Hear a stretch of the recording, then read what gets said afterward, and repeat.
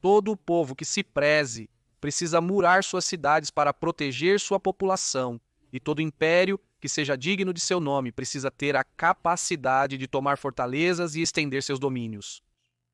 Conheça como os romanos sitiavam os castelos inimigos, aqui e agora.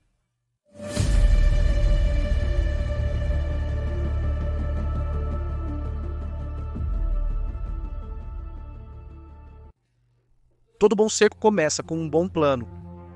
Em primeiro lugar, os generais romanos estudavam a fortaleza que queriam tomar para ver basicamente a viabilidade da missão e faziam principalmente duas perguntas. Há material suficiente nos arredores da cidade para realizar um cerco? Ou seja, havia árvores para conseguir madeira e construir máquinas de cerco?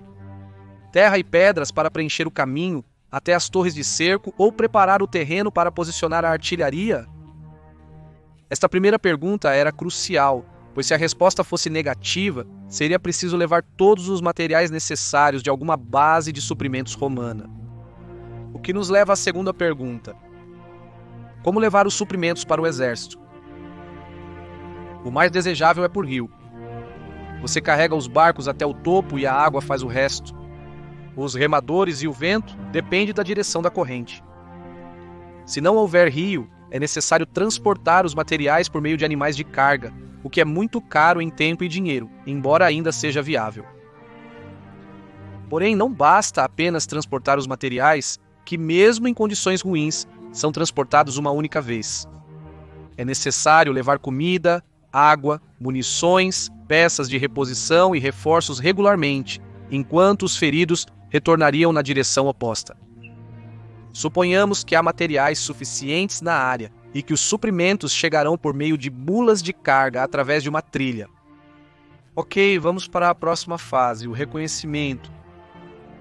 Agora temos que decidir onde será estabelecido o acampamento, a partir do qual todo o cerco será coordenado e onde estará a principal força romana.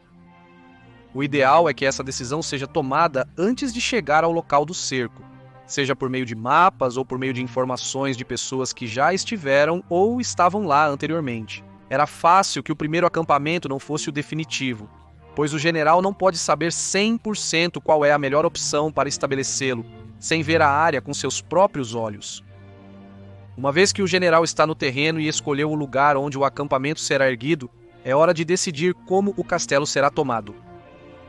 Era algo comum realizar um primeiro assalto para sondar as defesas. O assalto poderia ser desinteressado ou fervoroso, dependendo das expectativas do general sobre essa primeira tentativa. Este primeiro assalto era realizado com escalas, tema de um próximo vídeo. Se o assalto terminasse com sucesso perfeito, o castelo já havia sido tomado. Mas se o assalto falhasse, teria duas consequências. O general romano já tinha conhecimento da capacidade defensiva dos oponentes. Em segundo lugar, o general tinha 3 opções. A primeira era uma cópia do assalto inicial. Isso acontecia se o primeiro assalto tivesse sido rejeitado por pouco, ou se o general considerasse que a capacidade defensiva do inimigo era muito baixa. Por exemplo, um assalto com escalas por diversos pontos da muralha simultaneamente estenderia demais as forças defensoras, e algum poderia ter sucesso. A segunda via envolvia prolongar um pouco mais o cerco, pois precisava de máquinas de cerco e artilharia. A artilharia era trazida da base de suprimentos, normalmente desmontada, e ao chegar ao local, todas as peças eram montadas pelos engenheiros. Em relação às máquinas de cerco, estas eram fabricadas no local, daí o general verificar na primeira fase se havia suprimentos nas proximidades da cidade que queria tomar. Eram construídas torres de cerco, arites, tartarugas e até rampas. Desses 4 tipos de máquinas, as torres e os arites são os mais conhecidos por sua aparição em filmes. As tartarugas, também conhecidas como bíneas ou músculos, ofereciam proteção aos soldados. Mas a máquina de cerco, para chamá-la de uma forma mais desconhecida que os romanos construíam, era a rampa. Mas vou deixar vocês na dúvida, que no próximo vídeo da série sobre Roma, falarei em profundidade sobre todas essas máquinas. A terceira via é a mais longa e cara, em tempo e recursos, pois consistia em deixar o inimigo morrer de fome, ou que ele finalmente se rendesse. Para conseguir isso, o general tinha que garantir que ninguém pudesse entrar ou sair da cidade. Para isso, poderiam ser construídos fortes em intervalos regulares ao redor da cidade, além de valas e paliçadas que os unissem.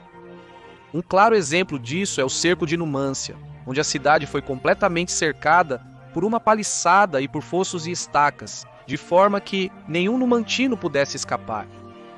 Aqui em cima você tem o link para o vídeo da série Numância, caso queira assistir. O problema deste método não é apenas se os defensores podem ou não escapar, mas também dar tempo para os aliados do inimigo virem em seu auxílio, caso em que o sitiante terá que enfrentar os inimigos em duas frentes ao mesmo tempo. Para resolver este problema, Júlio César construiu 2 anéis de fortificações ao redor de Alesia, com os romanos entre ambos, de modo que as legiões puderam enfrentar os reforços inimigos e os defensores da cidade que tentavam romper o cerco. Como é de conhecimento geral, Júlio César foi o vencedor. O problema de construir as máquinas de cerco ou as defesas é que os engenheiros estão completamente à mercê do inimigo, portanto é necessário protegê-los de alguma forma. Uma opção é destacar tropas que façam guarda dia e noite, mas isso pode dispersar o exército atacante de forma perigosa, por isso eram construídas primeiras defesas rudimentares que protegessem os engenheiros, enquanto construíam as verdadeiras ou as máquinas de cerco. Após os engenheiros concluírem a construção, os legionários ocupam as posições. No caso das máquinas de cerco, era necessário protegê-las com muito cuidado, pois os defensores normalmente realizavam saídas para atear fogo e provocar um atraso de dias no cerco. O mundo das máquinas de cerco é muito interessante. As diferentes torres de cerco, os arietes ou as rampas como a de Jerusalém, ou até mesmo túneis sob as muralhas para derrubá-las. Mas novamente vou deixá-lo em dúvida. Abordarei esses assuntos no próximo vídeo da série sobre Roma. Assim se encerram os preparativos romanos para o cerco.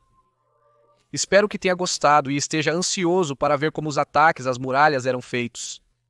Se for o caso, curta e se inscreva para acompanhar os novos vídeos.